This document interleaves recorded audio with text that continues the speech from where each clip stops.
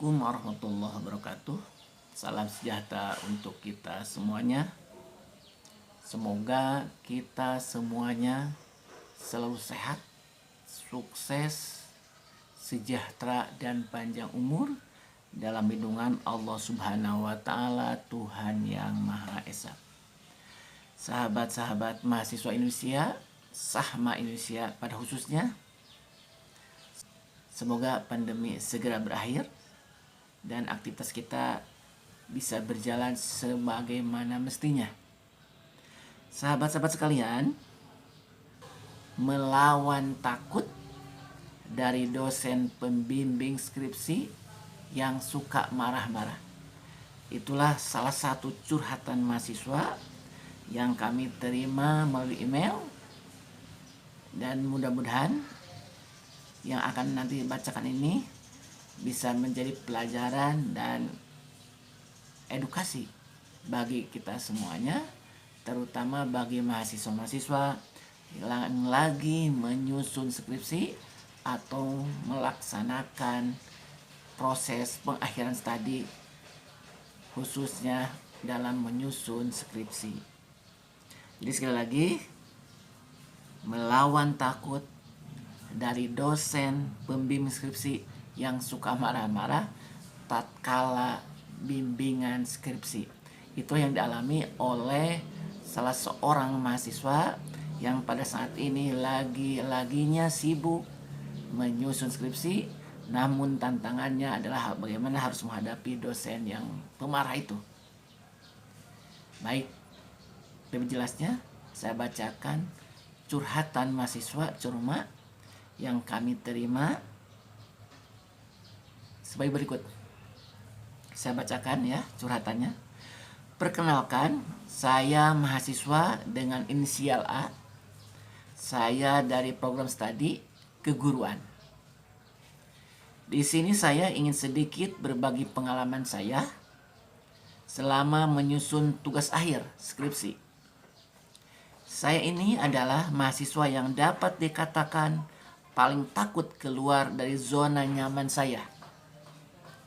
Tetapi setelah memasuki dunia perskripsian, saya banyak menghadapi berbagai hal yang menguji mental.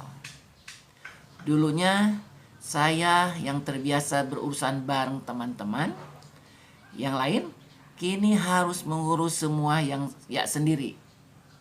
Selama menyusun tugas akhir, saya merasa bahwa tidak selamanya bisa bergantung dengan orang lain.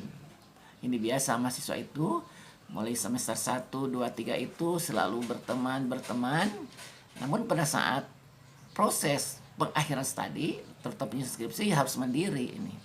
Jadi harus siap ini mahasiswa ini yang selama ini dengan teman itu suatu saat harus bisa mandiri. Kita lanjutkan. Awalnya saya sangat takut sekali. Apalagi waktu pertama kali saya melihat nama dosen pembimbing skripsi saya, ada dosen X yang lumayan saya takuti selama saya kuliah, karena ada nada bicaranya yang selalu tinggi seperti nada orang marah-marah. Saya yang tidak terbiasa dengan hal itu jadi takut duluan. Ditambah lagi ada beberapa kakak tingkat yang dulu pernah juga bimbingan sama dosen X bilang kalau bimbingan sama dosen X lumayan sulit dan bahkan ada juga yang lambat lulus karena bermasalah. Mendengar hal itu, bertambahlah ketakutan saya untuk konsultasi. Akan tetapi sampai suatu ketika di mana saya harus melawan rasa takut saya sendiri dengan tidak terlalu mendengar omongan orang lain tentang dosen X. Saya pun memberanikan diri saya untuk konsultasi dengan dosen X, karena saya pikir kalau saya mengedepankan rasa takut saya, terus kapan saya bisa selesainya? Pasti tetap saja ujung-ujungnya saya akan bertemu beliau. Biasanya umumnya mahasiswa menjadi momok yang menakutkan bagi mahasiswa apabila mendengar dosennya yang sudah beredar di kalangan mahasiswa adalah dosen, dikatakan dosen killer atau pemarah-pemarah lah. Setiap berurusan dosen itu marah-marah, biasanya si mahasiswa itu menjadi momok bagi mahasiswa untuk berhubungan dengan dosen itu. Padahal sejogianya belum tentu yang dikatakan teman-temannya itu sesuai dengan kenyataannya, atau karena karakter si dosen itu sendiri. Jadi jangan dengar omongan, buktikan dulu apakah betul dosen itu seperti yang disampaikan oleh si inisial A ini, ya para mahasiswa semuanya. Jadi jangan nelan-nelan menerima omongan orang lain. Siapa tahu dosennya baik. Nah, baik, kita lanjutkan. Selama bimbingan dengan beliau, ya memang benar sih sangat menguji mental. Saya yang awalnya tidak terbiasa dengan bentakan, nada bicara yang tinggi, lama-kelamaan terbiasa sendiri. Yang dulunya setiap pulang konsul pasti nangis, sampai tidak karuan tidur karena kepikiran. Lama-kelamaan juga akhirnya saya tidak terlalu ambil hati. Istilahnya tidak ambil hati, walaupun dosennya pemarah-marah, ya kita hadapi aja. Suka tidak suka ya memang harus dihadapi kan, mau menyelesaikan studi itu sendiri. Sampai akhirnya saya bisa melewati proses itu dan menyelesaikan tugas akhir saya dengan baik berkat arahan dan bimbingan beliau. Ternyata setelah semuanya dijalani, tidaklah seseram yang saya bayangkan. Nah, oleh karena itu para mahasiswa semuanya, sahabat mahasiswa semuanya, jadi kalau ada omongan-omongan, isu-isu, kabar dari teman atau yang lain bahwa menganggap si dosen X itu adalah pemarah-pemarah atau tidak baik, jangan sekali-kali serta-merta menerima informasi dengan telan bulat-bulat. Siapa tahu si dosennya itu baik, ternyata juga dialami oleh si A itu, ternyata yang omong itu tidak terbukti yang dihadapi oleh si mahasiswa sendiri. Dari pengalaman ini saya tahu bahwa berjuang tidak ada yang mudah. Selama menyusun tugas akhir ini, mental saya dilatih untuk kuat dan sabar, dan harus berani melawan rasa takut dalam diri sendiri selama kita berusaha. Nah, ternyata dengan pressure dari dosen-dosen itu ternyata tambah memperkuat mental mahasiswa. Bagaimana berurusan, bagaimana kemandirian kita untuk bisa menghadapi tantangan itu. Karena kesuksesan itu tidak bisa diraih tanpa keringat. Tidak bisa kesuksesan itu atau prestasi itu diraih tanpa kerja keras. Dan tidak ada prestasi itu dicapai dengan santai-santai. Jadi harus kesungguhan, ya. Baik, sahabat-sahabat sekalian, terutama bagi mahasiswa, bahwa memang apabila mendengarkan atau mendengar informasi atau isu bahwa dosen itu pemarah, justru itu menjadi momok, jadi sekali lagi menjadi momok yang menakutkan bagi mahasiswa, terutama para mahasiswa yang belum tahu tentang karakteristik si dosen sendiri. Tapi bagaimanapun, mahasiswa tetap harus menghadapinya. Terlebih yang selama ini selalu berteman dengan yang lain atau bersama-sama berurusan, mau tidak mau, pada saat pengakhiran studi, terutama pembimbingan skripsi, maka kita harus dihadapi sendiri. Harus mandiri, tidak bisa mengandalkan orang lain. Karena kalau udah masa-masa akhir itu adalah sudah dituntut kemandirian. Apa yang harus kita lakukan oleh mahasiswa pada saat pengakhiran studi, terutama pada saat pembimbingan skripsi? Yang pertama, pada saat bimbingan skripsi, mahasiswa harus mengikuti kaidah-kaidah atau aturan bimbingan.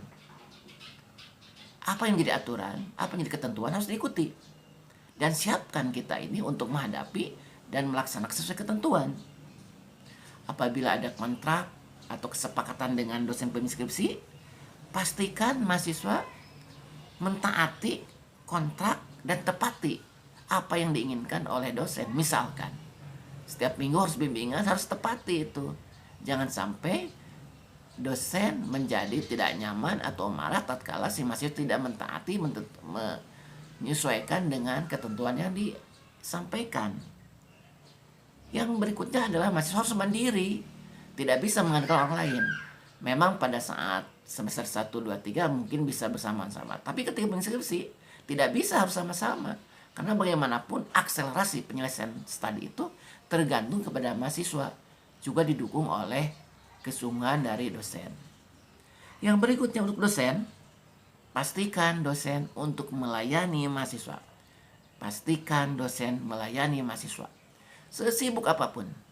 Karena dosen digaji, mohon maaf, insentif dari pemerintah itu adalah untuk melayani mahasiswa. Para dosen, para ASN, PNS digaji tiap bulan itu adalah tugasnya untuk melayani mahasiswa. Jangan sekali-kali memarahi tanpa alasan, jangan membentak otak mahasiswa tanpa alasan. Bagaimanapun kemampuan mahasiswa tidak bisa disamakan dengan dosen. Jadi standar dosen terhadap mahasiswa pun jangan disamaratakan dosennya. Karena kemampuan mahasiswa beda dengan dosen. Tentunya persepsi, interpretasi apa yang disampaikan dosen itu belum tentu diterima ataupun sesuai dengan harapan dosen. Karena persepsinya beda antar standar dosen dengan standar mahasiswa. Itulah yang disampaikan. Jadi sekali lagi mohon para dosen juga bisa sama-sama memberikan layanan sehingga mahasiswa bisa menyelesaikan studinya tepat waktu atau kalau bisa lebih awal lagi untuk bisa menyelesaikan studinya. Sahabat-sahabat mahasiswa semuanya, sahabat-sahabat mahasiswa Indonesia, tidak ada juara tanpa capek, tidak ada juara tanpa lelah, tidak ada juara tanpa keringat. Tidak ada yang berprestasi tanpa kerja keras. Tidak ada yang berprestasi tanpa keringat. Tidak ada yang berprestasi tanpa kerja keras, keringat, dan capek. Oleh karena itu, siap-siaplah dengan kecapeannya, dengan keringatnya, dan kerja keras, dan semangat untuk menyelesaikan studi. Jadi sekali lagi, itulah sampaikan. Apabila video ini bermanfaat, jangan lupa like, komen, dan share. Jangan lupa subscribe yang belum subscribe. Terima kasih. Mohon maaf atas kekurangannya. Mudah-mudahan ini menjadi edukasi dan pengalaman bagi kita semuanya, khususnya bagi mahasiswa. Mohon maaf atas kekurangannya. Terima kasih. Duan jibahalak, lihiji papa. Assalamualaikum warahmatullahi wabarakatuh.